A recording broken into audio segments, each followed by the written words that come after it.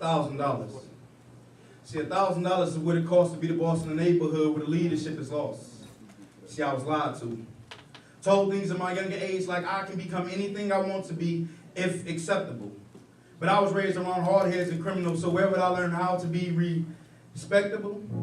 I wish I could tell you, though, that the mere image that has been set in front of me my whole life was not reflectable, but it was. That's why I look at poetry like an escape, because, see, I write for the right to be just me. Lyrically free to say whatever I want. In my poetry, there's no holding me back. See, I finally found the key to unlock the door to my success, and now I'm standing here to address that I feel like I'm at the very best point of my life. Where I can write and enlighten and give a little bit of insight of what growing up in the hood feels like. And see, I've been there. No, I ain't gonna lie to y'all. I'm there right now. See, I know how it feels to live from paycheck to paycheck. Gas bill, light bill, phone bill, wondering what's next.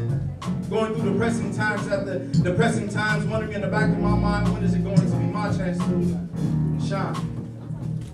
But see, for too long I have sat in the background and watched other people back down to competition that really wasn't any competition, while on the other hand I was standing in the face of adversity without even flinching. See, this is me after all the hard work. What I did to get to this point was not yet mentioned in any of my poems, because I didn't think the crowd was ready. Better yet, my fans. See, I didn't think they were ready to hear the stories of what it took me to become this man. By the age of 10, I had seen more death and destruction than a 23-year-old African male that only lived to have his family love and laughter.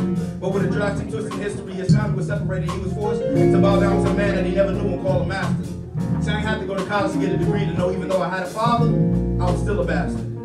I can take you all the way back to the age of 3. Instead of taking honey to the face, I was sipping on Hennessy. And see, I cried too much. So my father, he mixed it in with my punch just so I can go to sleep. And it always bothered me, not only the fact that he would mix my punch with Hennessy, but he always used to scrape up some change to get him something to drink, but we barely had food to eat. And I hope he didn't think just because I was young and didn't know some of the things he was doing that he was fooling me. In reality, even though he was the worst father any father could be, he was really schooling me, showing me exactly what I did not want to grow up to be.